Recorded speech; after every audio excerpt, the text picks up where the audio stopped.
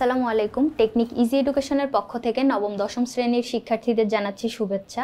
Technique easy education তোমাদের জন্য নিয়ে এসেছে ইজি বায়োলজি এই বইটি, যার একটি পার্ট হচ্ছে বোর্ড কোশ্চেন অ্যানালাইসিস। এখানে দেখো তোমাদের জন্য আরও সংযোজিত আছে কিউআর কোড, যেটা স্ক্যান করার মাধ্যমে তোমরা যাতে এই প্রশ্নটা আরেকটু সহজে বুঝতে পারো, আর একটু সহজে যাতে আয়ত্ত করতে পারো, যার জন্যই আমাদের এই প্রচেষ্টা। তোমরা কিন্তু চাইলেই আমাদের এই ইজি বায়োলজি বইটা সংগ্রহ করে নিতে পারো। এখানে তোমাদের জন্য বিগত কয়েক বছরে বোর্ড প্রশ্ন অ্যানালাইসিস করে দেওয়া আছে। চলো আজকের পর্বে আমরা ময়মনসিংহ বোর্ড 2022-এ আসা একটি প্রশ্ন নিয়ে তোমাদের সাথে আলোচনা করি। কি বলছে দেখো তো, যে সোহাগ সাহেব অনেক দিন ধরে শুকনো কাশি, 1 মাস ধরে পাতলা পায়খানা, ঘাড় ও বগলে ব্যথা অনুভব করছে। তিনি ডাক্তারি পরীক্ষা নিরীক্ষার পর জানতে পারলেন যে একটি বিশেষ ধরনের ভাইরাসজনিত রোগ। আর তাহলে দেখো যে এখানে কি বলছে, তার মানে ওর যে রোগটা, ওর যে লক্ষণগুলো শুনে আমরা বুঝতেছি যে এখানে হচ্ছে HIV-তে আক্রান্ত হয়েছে বা এইডস। এখন যে ক খ গ ঘ 4টা প্রশ্ন কি বলছে দেখো তো। লিউকেমিয়া কি, তারপরে বাত জ্বর হলে হৃৎপিণ্ডে কি সমস্যা দেখা দেয়। গ নম্বরে বলছে যে উদ্দীপকে বর্ণিত জীবাণুর বংশগতীয় বস্তুটি বৈশিষ্ট্য বর্ণনা করো। এরপরে সোহাগ সাহেবের আক্রান্ত যে রোগটি, এটা থেকে প্রতিরোধের উপায়, তার মানে এই রোগ থেকে প্রতিরোধের উপায় যুক্তিযুক্ত বিশ্লেষণ করো। এখন চলো উত্তরে যদি যাই, লিউকেমিয়া হচ্ছে তোমার রক্তের যে শ্বেত রক্তকণিকাটা থাকে আমাদের, ওইটা হচ্ছে মেইনলি বেড়ে যায়, এরকম একটা রোগ। যে লিউকেমিয়া হলো রক্ত উৎপাদন ব্যবস্থার অস্বাভাবিকতা জনিত একটি রোগ, যা ক্যান্সার নামে পরিচিত। এতে প্রধানত যে অঙ্গটি ক্যান্সারে আক্রান্ত হয় তা হচ্ছে অস্থিমজ্জা। অস্থিমজ্জা থেকে আমরা জানি হচ্ছে রক্তকণিকা উৎপন্ন হয়, ওই জায়গায় হচ্ছে রক্তকণিকার যে উৎপাদন ব্যবস্থাটা হচ্ছে অস্বাভাবিকতা দেখা যায়। এরপরে বাত জ্বর হলে হৃৎপিণ্ডে কি সমস্যা হয় দেখো।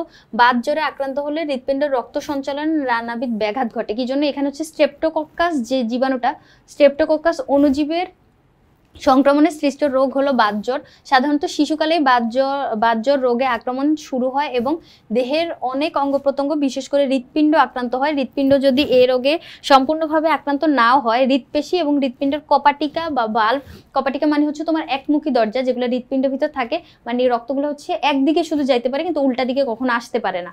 তাহলে এই যে একমুখী দরজাগুলা, এগুলো হচ্ছে ক্ষতিগ্রস্ত হয়, ফলে হৃৎপিণ্ড যথাযথভাবে রক্ত পাম্প করতে সক্ষম হয় না এবং দেহের রক্ত প্রবাহের পরিমাণ কমে যায়। মানে হৃৎপেশিটাই হচ্ছে তোমার, হৃৎপেশিটারই তো সংকোচন প্রসারণের কারণে হচ্ছে হৃৎপিণ্ড পাম্প করতে পারে।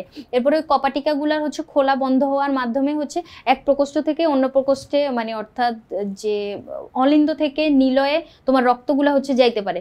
এখন যদি ওই জায়গাগুলো ক্ষতিগ্রস্ত হয় তাহলে তো হচ্ছে তোমার এই পুরা হৃৎপিণ্ডের কাজটাই হচ্ছে সমস্যায় পড়বে বা ব্যাঘাত ঘটবে।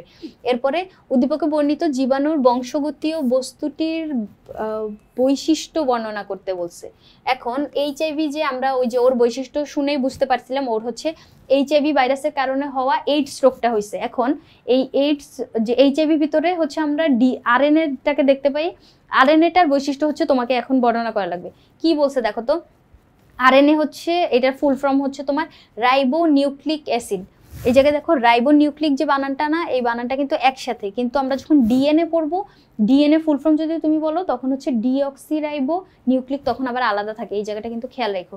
এরপরে দেখো অধিকাংশ RNA-তে একটি মাত্র পলিনিউক্লিওটাইডের সূত্র থাকে। RNA হচ্ছে আমরা জানি একটা সূত্র, ওই একটা সুতা হচ্ছে প্যাচে যে ওইখানে, মানে DNA-তে তো 2টা সূত্র থাকে আর RNA-তে হচ্ছে একটা মাত্র পলিনিউক্লিওটাইডের সূত্র থাকে। এরপরে দেখো এখানে যে নাইট্রোজেন বেসগুলো আছে না, ওইখানে আমরা কি জানি DNA-তে থাকে হচ্ছে অ্যাডিনিন, গুয়ানিন, সাইটোসিন, থায়ামিন। আর এই জায়গায় হচ্ছে তোমার থায়ামিনটা থাকবে না, অ্যাডিনিন, গুয়ানিন, সাইটোসিন আর ইউরাসিল থাকবে। এইটা একটা বৈশিষ্ট্য।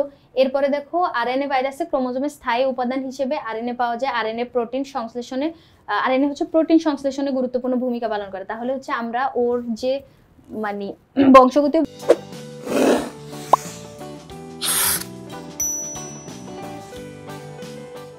বস্তু, এটার বর্ণনা জানলাম। এরপরে বলছে যে আক্রান্ত রোগটি থেকে প্রতিরোধের উপায়। আক্রান্ত রোগটা কি ছিল? এইডস ছিল, মানে HIV-র কারণে হচ্ছে এইডস হয়।